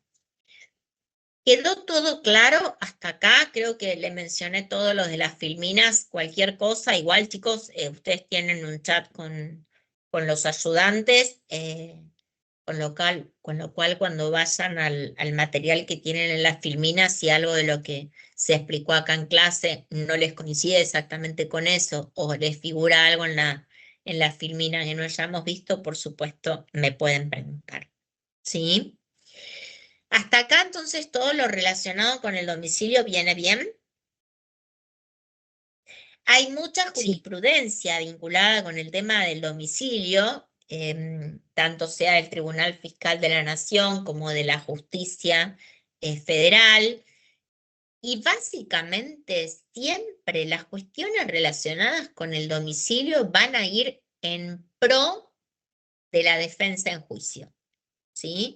Es decir, cualquier cuestión que exista que manifieste una controversia entre la agencia y el contribuyente, siempre se va a, salvo que exista alguna cuestión negligente o defraudatoria, que se pueda demostrar por parte del contribuyente en el sentido de querer ocultar un domicilio o lo que sea, siempre también haciendo, porque vimos los métodos de interpretación y dijimos que el método más importante es el literal, con lo cual se va a tener en cuenta el artículo 3º y los domicilios reales y legales y todo lo que dice la ley, pero salvo que exista alguna cuestión negligente o defraudatoria por parte del contribuyente, siempre se va a tratar de resguardar lo que tiene que ver con el principio de defensa en juicio, ¿sí? Porque es una garantía constitucional que debe prevalecer ante cualquier otra cuestión, ¿sí? Entonces van a haber mucha jurisprudencia donde, por ejemplo, si constituye un domicilio especial en el expediente, si ese domicilio se podía constituir o no, y básicamente si tomó conocimiento de lo que el fisco le quería comunicar. Porque en definitiva, y esto también hay mucha jurisprudencia, en definitiva, si el contribuyente plantea una nulidad, el principio general en materia de nulidades tiene que ver con que no se pueden plantear nulidades por la forma nada más, sino que tiene que alegarse cuál es el perjuicio.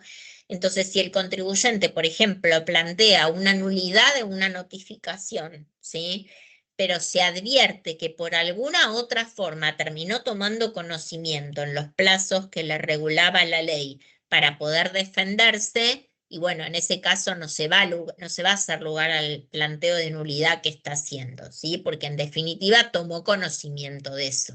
Ahora, si por alguna razón no tomó conocimiento, no le llegaron esas actuaciones, y bueno, y ahí sí va a poder plantear una nulidad, y ahí sí el juez que tenga que resolver va a resolver en función de esta garantía constitucional de defensa en juicio, ¿sí? Bueno, entonces, terminado con el tema de domicilio fiscal, vamos a la cuestión de notificaciones. Es decir, ¿cuáles son los métodos por los cuales el fisco puede notificar al contribuyente cualquiera de las cuestiones vinculadas con su situación tributaria, ¿sí? Estos métodos de notificación están establecidos en el artículo 100 de la 11.683, ¿sí? Hay algunos que se utilizan mucho más que otros. Esto tiene que ver con con estos métodos de interpretación que vimos al principio, que son el histórico y el evolutivo. Es decir, ustedes van a ver ahí determinados métodos que ya prácticamente no se usan, ¿sí? Pero tienen que saber cuál es el significado de cada uno. Entonces, el inciso A del artículo 100 dice carta con aviso de retorno, ¿sí? La carta con aviso de retorno es aquella notificación que se lleva al correo con un aviso determinado, un aviso de retorno determinado, y el correo, a través de sus notificadores, va a ser el que lo va a dejar en el domicilio y eventualmente el contribuyente va a notificarse, va a firmar en ese aviso de retorno que recibió la notificación, o el agente del correo lo va a devolver sin notificar, ¿sí? El inciso B, que es uno de los más usados dentro de la Agencia de Recaudación Aduanero, es la notificación personalizada. Es la que se realiza por... Sí. Consulta, perdón. Acá Sí. que dijiste que el contribuyente lo firma, En el caso de que no lo firme y el correo lo devuelve, ¿se da por notificado o cómo se sigue ahí? ¿O no No, se no usa se ese da por método? notificado, no. Si el contribuyente, si el correo lo devolvió sin notificar, no se considera notificado. O sea, no siguen con la situación que tenga el contribuyente, No, no, siguen no. intentando comunicarse. Exacto. Ok. Sí, van a seguramente establecer una nueva notificación por carta con aviso de retorno y si no, van a recurrir al inciso B, que es el que tenemos ahora. O sea, no existe como lo que existe, por ejemplo, con las cartas documento, que uno tiene que ir a retirarlas al correo y que se tiene por notificado igual. ¿Sí? Esto es una carta con aviso de retorno que se dirige al domicilio. Y si se devuelve sin el correo, lo devuelve al organismo, ¿sí? Sin notificar, no se tiene por notificado. Por eso ustedes van a ver en esa resolución general que yo les mencioné, que es la 4209, la 5209, perdón, que es la que regula actualmente, que es la que reemplaza a la 2109 que ustedes tienen en la Firmina y que regula el domicilio, toda la cuestión relacionada con el domicilio fiscal. Van a ver que una de las razones por las cuales el organismo puede impugnar el domicilio, ¿sí? Y establecer un domicilio que conozca nuevo, que sea alternativo, va a ser cuando han devuelto determinada cantidad de cartas por correo, ¿sí? Como que eso de alguna manera haría presumir que el contribuyente ya no vive más en ese domicilio, ¿sí? ¿Quedó claro? Sí, buenísimo, gracias. Bueno, el inciso B del artículo 100 es uno de los más usados y tiene que ver con funcionarios del fisco que se dirigen específicamente al domicilio. Primero va uno solo, ¿sí? Y bueno, intenta notificar. Puede ser que lo encuentre, puede ser que le pueda entregar la carta, firma el acta, el contribuyente y se tiene por notificado. Si esa primera vez que fue no encontró a nadie, ni el contribuyente, ni nadie que pueda firmar en su lugar, porque el tema es encontrar a alguien, un tercero mayor de edad, que pueda firmar ese documento, ¿sí? Esa acta. Si esta primera vez no encontró si no encontró el domicilio, lo va a devolver sin notificar, pero si no encontró a ninguna persona que firme o persona mayor de edad que pueda firmar, va a concurrir en días subsiguientes, van a ir 2 funcionarios, ya no uno solo, van a ir 2.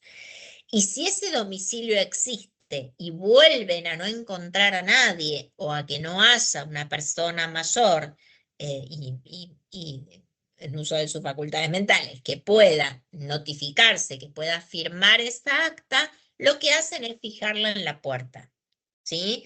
Y la tienen que fijar en la puerta del domicilio. Si el domicilio decía segundo D, la tienen que fijar en la puerta del segundo D. No es fijarla en la reja del edificio de acceso de entrada a todos los departamentos que existen, ¿sí? Es en el domicilio que figura declarado. Número de chapa, piso y departamento, ¿sí? Que muchas veces no pueden acceder porque no hay un portero, no lo dejan entrar o por lo que sea, ¿sí? También puede ser que sea firmado, por ejemplo, en esos grandes edificios donde existe personal de seguridad que les pueda firmar el acta. Después se podrá discutir si eventualmente la persona que lo recibió era la autorizada para recibirlo, ¿no? En general estos suelen ser argumentos que presentan los contribuyentes, pero bueno, en principio se tiene por notificado en la medida que haya firmado alguna persona en representación del contribuyente, ¿sí? El inciso C del artículo, bueno, y una cosa importante con respecto a estas actas es que se Profe, perdón, considera. Sí, Sí o sí, o sea, por ejemplo, el tema de seguridad, que hoy, digamos, hay muchos en muchos edificios. Si se niega a firmarlo, ¿qué pasa? No se declara, digamos, no. no, si se niega a firmarlo, tiene que permitir el acceso, digamos, en principio, a los funcionarios del fisco para que puedan pegarlo en la puerta del departamento, ¿sí? Ok. O sea, Estamos hablando de que el contribuyente siempre tiene que declarar un domicilio que sepa perfectamente que el fisco puede acceder, ¿sí? Si el Ok. fisco se da cuenta que en todas las veces que va, sea para fiscalizar, sea para notificar un acta, o sea, nunca puede acceder porque el personal no lo deja, porque nunca tiene acceso a la puerta ni nada, bueno, evidentemente ahí va a existir de alguna manera una actitud de oposición a las tareas de recaudación y de fiscalización del fisco. Y entonces ahí se va a tener, el fisco va seguramente a tomar alguna medida, ¿sí? Pero en principio, si el personal de seguridad no quiere recibir o sea, el primer punto es darle el acceso para que pase, ¿sí? Ok. Esa es como la primera alternativa, la más justa, digamos, es decir, que el fisco pueda entrar y llegarse a ese piso y departamento declarado por el contribuyente. La cuestión de seguridad es una cuestión, digamos, como subsidiaria, es decir, bueno, no, yo no tengo permitido ingresar, pasa que es difícil, ¿no? No dejar no nos olvidemos que son funcionarios públicos los que trabajan en el fisco. Entonces también es difícil para la persona de seguridad decir yo no dejo entrar a un funcionario público, ¿sí? Pero Ok. bueno, existen edificios donde no Perdón, tienen pero cuando permitido, entran, ¿vienen con una orden? no. ¿Como una orden de qué te referís? ¿Como allanamiento? Claro, si no, no pueden entrar. Sin una No, orden de no, bueno, allanamiento, pero no, yo no no estoy pueden hablando entrar. de que entren, pero pará, a ver, dos cosas te voy a decir ahí. Primero, la orden de allanamiento obviamente es para entrar a un domicilio por la fuerza, ¿sí? Tiene que además ser emanado por un juez y tiene que responder a determinadas cuestiones. El domicilio fiscal, a los efectos de que el fisco pueda notificar o pueda fiscalizar, no necesita una orden de allanamiento, ¿sí? Porque no Sí, va es a para dejarlo en la secuestrar. puerta. Si tienen que entrar a un edificio y dejarlo en la puerta particular, sí o sí es con orden de allanamiento.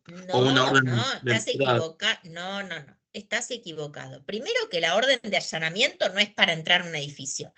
La orden de allanamiento es para entrar a una vivienda privada, ¿sí? La orden de allanamiento no es para entrar a un edificio. Si yo declaro que mi domicilio, yo vivo en el tercer piso 303 de mi departamento, la policía para entrar, para una orden de allanamiento, tiene que tener para entrar al tercero 303, no para entrar al edificio, digamos, ¿sí? Es el domicilio, digamos, donde vive la persona, o en el caso de una persona jurídica, donde lleva a cabo sus actividades. Pero además, esta orden de allanamiento en general está vinculada con un delito, ¿sí? Está en el marco de un proceso penal. Vos, como contribuyente, no podés oponerte a que el fisco, en sus tareas de fiscalización, ¿sí? Si abre una orden de intervención, por supuesto que esto lo van a ver ustedes cuando vean el artículo 35 y siguientes, que son las tareas de verificación y de fiscalización, determinación de oficio y todo eso.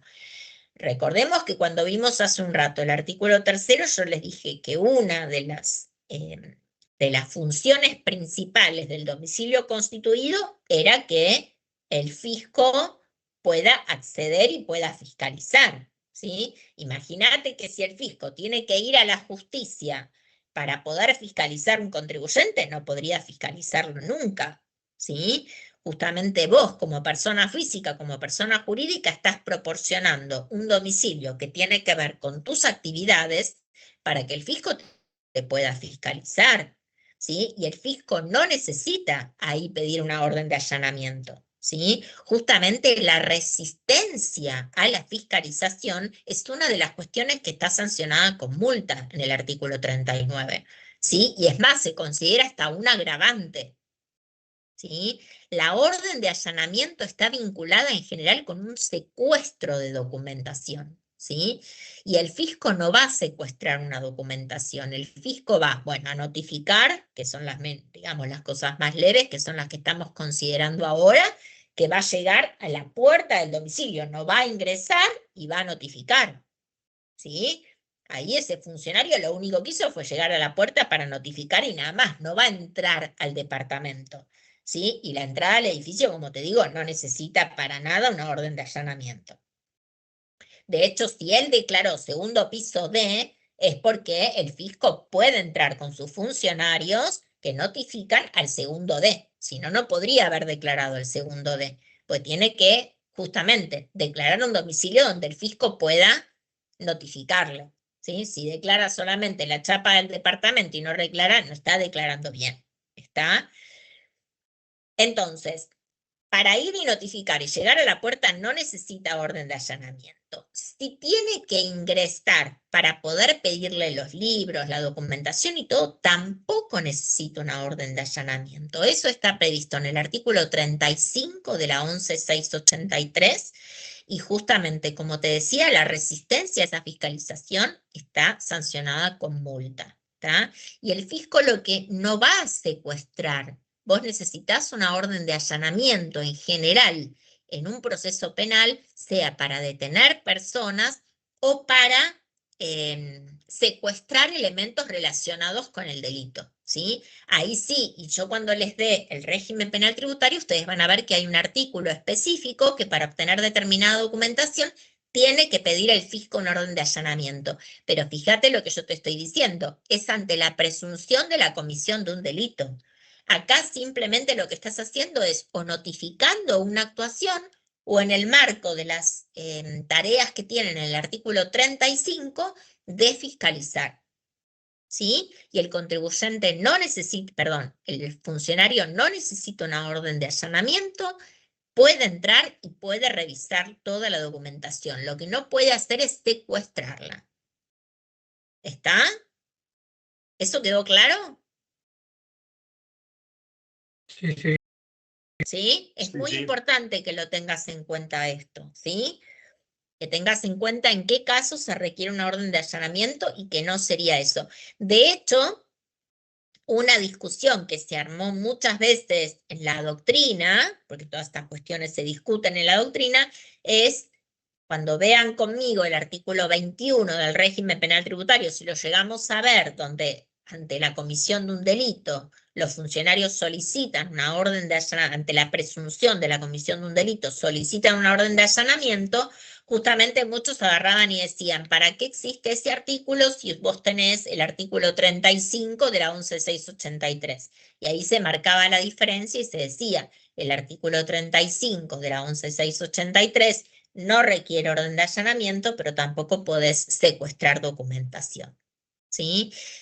De hecho, si un funcionario del fisco que tiene una orden de fiscalización y lo que sea encuentra algún tipo de resistencia, podría, el artículo 35 incluso, lo habilita para recurrir a las fuerzas de seguridad. ¿Sí? Bien. El inciso C del artículo 100 es nota numerada con firma facsimilar. Acá sí ni se usa, ¿sí? Es justamente una nota con una firma de carácter determinado que se entrega en el domicilio, pero ya prácticamente no se usa. El inciso E es por C, el inciso D fue suprimido, fue derogado, y el inciso E es por cédula de notificación. Las notificaciones por cédula están autorizadas para determinados funcionarios. Ah, y una cosa, Alejandro, creo que es el que estábamos hablando con el tema de la orden de allanamiento, justamente cuando vos vas a fiscalizar, que ahí es donde tenés permitido el ingreso para pedir toda la documentación, sí lo que tenés que tener, como te decía, no es una orden de allanamiento, pero sí que lo vas a ver cuando veas el artículo 35, es la apertura de una orden de intervención, que es el inicio de una fiscalización. ¿Sí? Esa orden de intervención donde dice funcionarios de tal área abren una orden de intervención en relación a tales impuestos, periodos y conceptos, ¿sí? Tiene sí que tener esa orden, que es lo que los autoriza al inicio de la fiscalización, pero es una orden emanada de funcionarios del fisco, no es una orden de allanamiento del juez. Bien, no me quiero seguir demorando en eso, pero si tenés alguna otra pregunta más, me la haces. La notificación por cédula, que es la del inciso E que les decía, es una notificación que existe un instrumento que se llama cédula de notificación, pero que no lo puede utilizar cualquier funcionario del fisco, ¿sí? Hay determinados funcionarios que están mencionados en una disposición interna del fisco que designa quienes pueden notificar por cédula. No puede notificar cualquiera, ¿sí? La notificación por cédula se rige más o menos por los mismos parámetros que las notificaciones por cédula en el ámbito de un proceso judicial civil y comercial de la nación, ¿sí? Porque en el penal es a través del Ministerio Público, a través del juez, digamos, pero en las partes, en un proceso civil, en general las notificaciones se hacen por cédula, ahora son por cédula electrónica dentro de la página del Poder Judicial, pero bueno, estas notificaciones por cédula que son en soporte papel, son una forma de notificación, pero ante funcionarios que específicamente tienen que estar designados para ello, ¿sí? Es decir, no es cualquier empleado de la administración. El inciso F es por telegrama colacionado, no difiere de los telegramas que se mandan en el ámbito de cualquier, ustedes habrán mandado un telegrama o una carta documento por correo. El inciso G es el que se hace por edictos. ¿Y cuándo se hace por edictos? Cuando no existe ninguna de las otras formas mencionadas porque se desconoce el domicilio.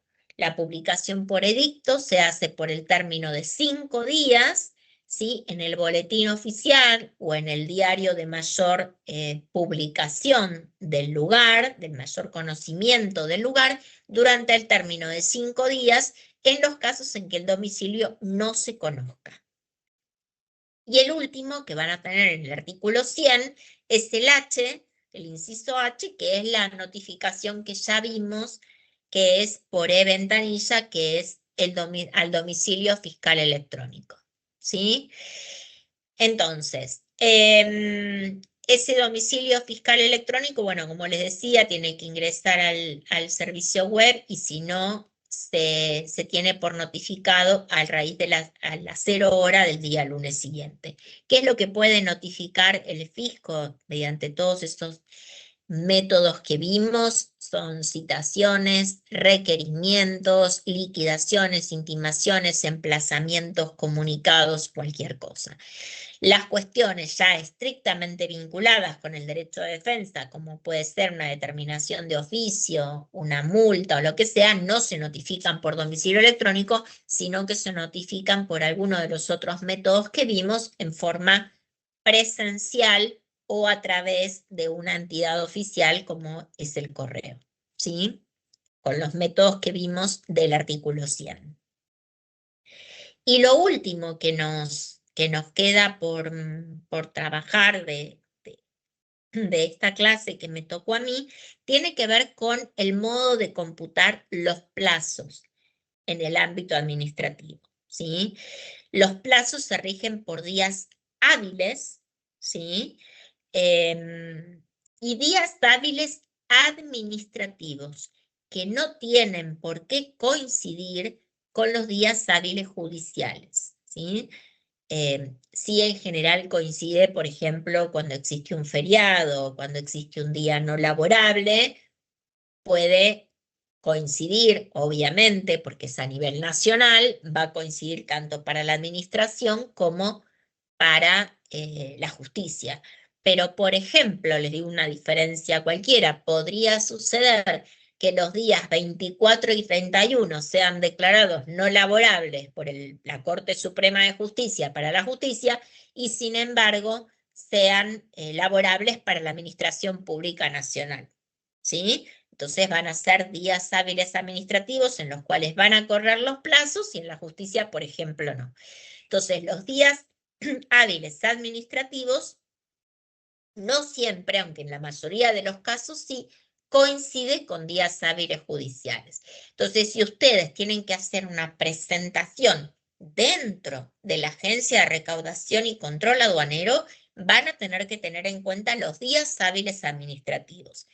En cambio, si ustedes tienen que hacer una presentación judicial que impugne un acto administrativo, cualquier presentación judicial, y esto también lo van a ver, y si no, yo se los estoy diciendo, cualquier presentación judicial tiene que agotar previamente la instancia administrativa, ¿sí? Es decir, yo como contribuyente no puedo ir directamente a la justicia, ¿sí? Tengo primero que hacer lo que se llama el agotamiento de la vía administrativa, es decir, haber agotado todos los recursos administrativos para que la agencia de recaudación se pronuncie respecto de una situación determinada. Una vez que agoté la instancia administrativa, voy a recurrir a la justicia. Y ahí sí, para recurrir a la justicia, voy a tener que contar los días hábiles judiciales. ¿Sí? En el procedimiento posterior. Pero dentro de la administración cuento los días hábiles administrativos. ¿Qué es lo que qué es lo que sucede en la Administración Pública Nacional? Sucede que, en general, existe lo que se llama la feria fiscal, ¿sí? Y la feria fiscal, la de enero, coincide con la feria fiscal que se produce en el ámbito del Poder Judicial, se rige por una resolución general 1983, que determina que la feria estival, o sea, la feria judicial del mes de enero coincide con la administración, y después la de las vacaciones de invierno. Vieron que a veces difiere las 2 semanas de la feria del Poder Judicial, no siempre rigen con las semanas de vacaciones que tienen los chicos o lo que sea. Entonces, la administración pública, la Agencia de Recaudación y Control Aduanero, todos los años sale una resolución general que lo que hace es establecer cuáles son esas 2 semanas de las vacaciones de invierno. La mayor parte de las veces coincide con la feria judicial, pero lo tiene que sacar por resolución todos los años. No es como la de enero que ya está como fija, ¿sí? La de invierno la tiene que sacar todos los años. Y esas ferias judiciales hace que no cuenten los plazos. Por ejemplo, si ustedes tienen que presentar un recurso, ¿sí?, administrativo, un recurso que ya van a ver del artículo 74 del reglamento, de la ley de procedimiento, van a ver que esa presentación, si, no sé, le notificaron una determinación de oficio el 28 de diciembre y ustedes tienen los 15 días hábiles para presentar el recurso, el mes de enero no va a computar, ¿sí? Lo mismo que las 2 semanas de las vacaciones de invierno. ¿Cómo se cuentan estos plazos? Estos plazos se cuentan, primero, si es un día, corre de un día de medianoche de un día a la medianoche del día siguiente, ¿sí? Si yo tengo un plazo para notificarme que es al día siguiente, o sea, los plazos para las presentaciones de los recursos, ¿sí?, o de las notas que haga a través de presentaciones digitales en estos procedimientos que vimos de impugnación del domicilio, lo que sea, todas esas presentaciones empiezan a contar ese plazo que esté establecido en la resolución general, 7 días, 10 días o 15 días para un recurso, empiezan a contar a partir del día siguiente al de la notificación, ¿sí? Es decir, ahí me notificaron jueves 26 de febrero y rige, el plazo empieza a contarse a partir del 27 de febrero. Y cuenta durante todo el día hasta la medianoche, ¿sí? Es decir, que desde las 0 hora del 27, si me notificaron el 26, hasta las 0 hora de ese día 27, durante todo el día yo puedo hacer la presentación. Lo que se eliminó, y se eliminó a raíz de una reforma de la Ley de Procedimientos Administrativos, ¿sí?, que se aplica supletoriamente a la Ley 11.683, es la que antes regía la presentación en 2 primeras, ¿sí? Es decir, uno tenía los 15 días para presentar, y si no lo presentaba en ese momento, podía presentarlo a las 2 primeras horas hábiles, ¿sí?, del día siguiente. Eso se eliminó y no está más. Es decir, que si ustedes ahora tienen 15 días para hacer una presentación, el último día que tienen es el día 15 hasta las 0 horas. ¿Sí? Otra cuestión a tener en cuenta, los plazos son obligatorios, ¿sí? Así como existen plazos obligatorios, existen plazos ordenatorios. Los plazos obligatorios son los que finiquitan, o sea, los que dan por finalizado el lapso que tiene el contribuyente, en este caso, para una presentación. Es decir, si a mí me dicen la determinación de oficio tiene 15 días hábiles para presentar el recurso, que ya lo van a ver, de reconsideración o de apelación ante el Tribunal Fiscal, yo lo tengo que presentar en esos 15 días. Lo presenté el día 17 y es un recurso extemporáneo. ¿Sí? Es decir, tengo que cumplir con el plazo que me dice la ley, que está regulado en la 11.683, para la presentación de mi recurso. En cambio, existen otros plazos, en general los plazos con los que cuenta la justicia, o puede ser con los que cuenta el fisco, si no están expresamente establecidos en algunos artículos de la ley. Ustedes van a ver que en algunos artículos dice en qué plazo se tiene que pronunciar el fisco, pero si no está regulado el plazo en el que tiene que expedirse, los plazos en general para la administración o para la justicia son plazos ordenatorios.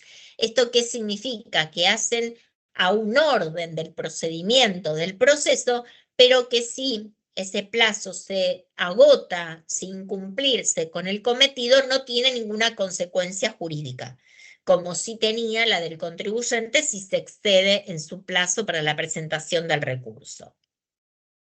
Sí, lo que existe en el caso de una presentación extemporánea es algo que se llama denuncia de ilegitimidad.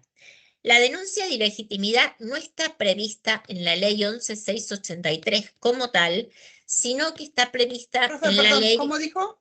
Denuncia se llama denuncia de ilegitimidad, ¿sí? No está prevista como tal en la ley 11.683, pero sí en la ley de procedimientos administrativos. Y que la ley de procedimientos administrativos, expresamente la 11.683, dice que se aplica supletoriamente. Pero ojo, supletoriamente significa que se aplica en todo lo que no está previsto en la 11.683, ¿sí?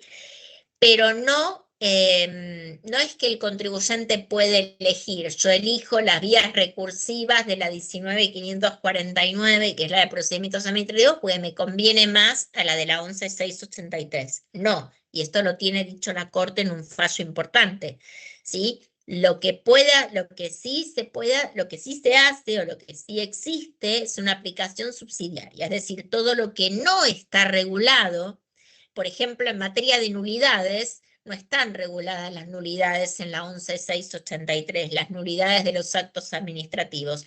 Entonces, los requisitos de los actos administrativos y las nulidades, si no se cumplen con esos requisitos, se rigen por la ley de procedimientos administrativos, ¿sí? Pero porque no está en la 11.683. Si yo tengo un recurso previsto en la 11.683, no puedo recurrir a otra vía recursiva de la ley de procedimientos administrativos porque me conviene más, ¿está?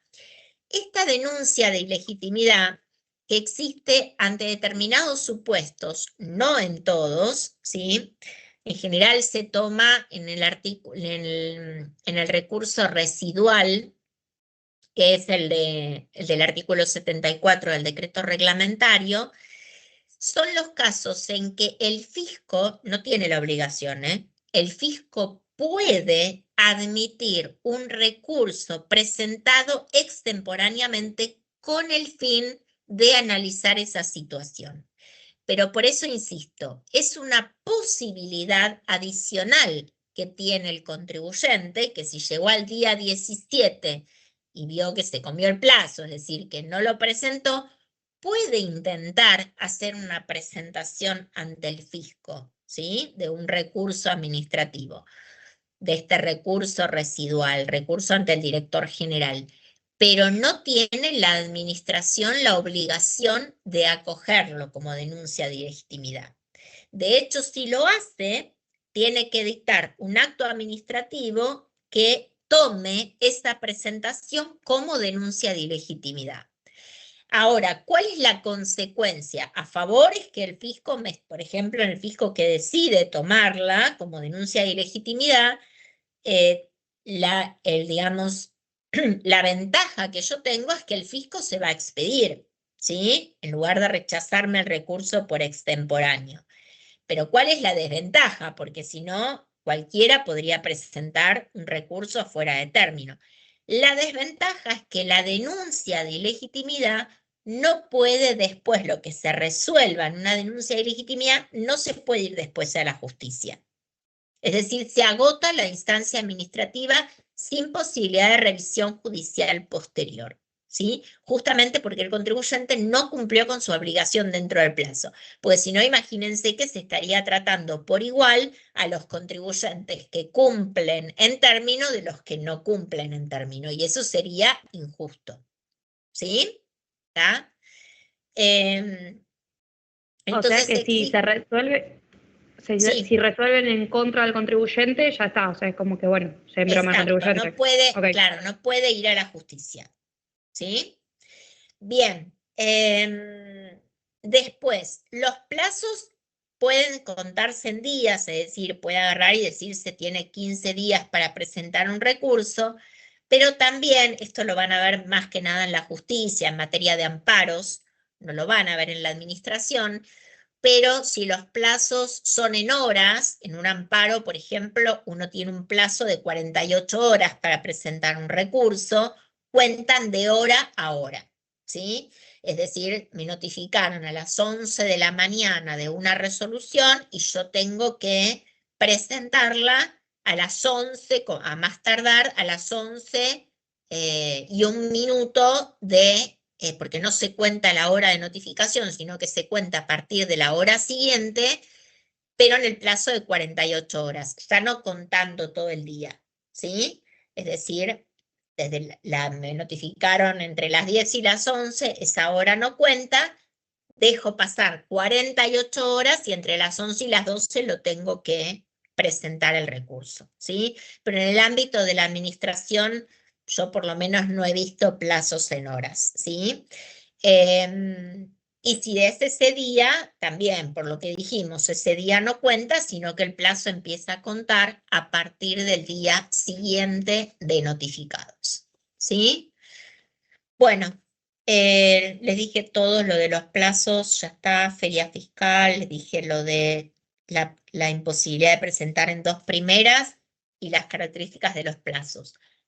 Creo que llegué justo, porque son 55, no sé, Miguel, si estás por ahí. Sí, acá estoy. Ah, bueno, perfecto. Bueno, son 56, así que no voy a empezar con sujetos. Al final No, tenías razón, justicia. terminé casi justo. Perfecto, Luján, dale, perfecto. Yo antes que, por las dudas, antes que se hagan las 7 de la tarde, voy a detener la grabación, no es hacer cosa que sea por este motivo. Sí, no les terminé de este último, les fui preguntando en cada uno de los puntos si tenían alguna duda. No sé si de este último punto que tiene que ver con cómo igual algunas preguntas me fueron haciendo, pero si de este último punto de notificaciones y del cumplimiento de plazos les quedó alguna duda adicional. Bueno, Yo lo único que tengo dudas es el artículo que vemos los plazos. O ¿Cuál? no lo tenemos. ¿En qué Sí, el artículo? artículo cuarto. El artículo cuarto de la ley 11.683 es el que regula los plazos. Buenísimo. Nosotros hoy vimos primero, segundo, tercero y cuarto. A partir de la clase siguiente, creo que con Miguel, van a ver desde el artículo 5 que empieza con la parte de los sujetos de los deberes impositivos.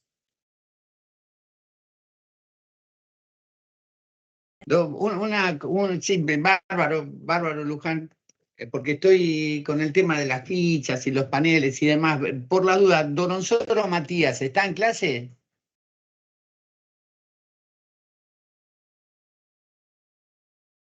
No está con nosotros. Bueno, lo vemos el jueves. Bueno, gente, no sé, si no hay ninguna consulta, nada por decir, comentar, nos estaríamos viendo el jueves, bueno, en clase presencial, ¿sí? Perfecto. Sí, profe. Perfecto. Dale, ¿De acuerdo? profe, buenísimo. Luján, 1.000.000 de Gracias. gracias. Nos estamos No, a viendo. vos. Adiós. Chau, chau. Chau, suerte. chau. Gracias a Dios. Hasta luego. Chao, gracias. Chao, profe. Adiós. Chau, Chau, chau. chau.